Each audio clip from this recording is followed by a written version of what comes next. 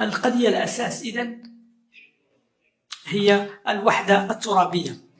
وبالنسبة لنا في أوكرانيا الوحدة الترابية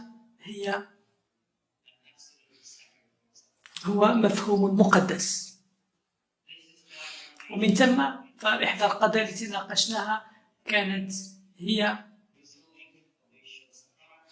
تسوية مشكل الصحراء، ونحن نعرف بأن هذا مهم من أجل الأمن الإقليمي، وأوكرانيا تؤكد دعمها لمجهودات مبعوث الأمين العام من أجل حل مقبول يتماشى مع مبادئ ومقتضيات مجلس الأمن وميثاق الأمم المتحدة.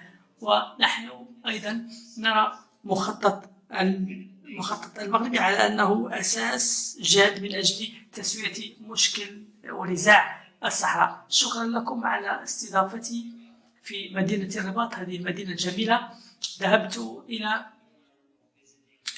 زرت مسجد الحسن الثاني بالأمس في الدار البيضاء، وأيضا ضريح محمد الخامس اليوم هذا الصباح، وأنا خلف هذا لدي انطباع رائع للتاريخ العميق والثقافة المغربية. أود من الكثير من الأوكرانيين يأتوا هنا ويستمتعوا ببلدكم الجيد والرائع.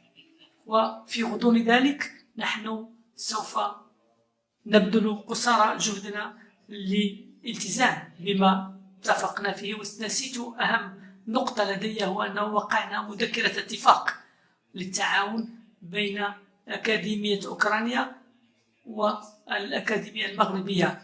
هذا هو الاستثمار برسم المستقبل، حتى يتسنى لدبلوماسينا أن يتعلموا مزيدا من المعارف عن السياسة الدبلوماسية المغربية وأيضا عن منطقة إفريقيا، وكذلك هذا ينسحب على دبلوماسيكم حول أوكرانيا. مجددا أشكركم سيدي الوزير على طيب الوفادة، وأتمنى كل التوفيق للشعب المغربي.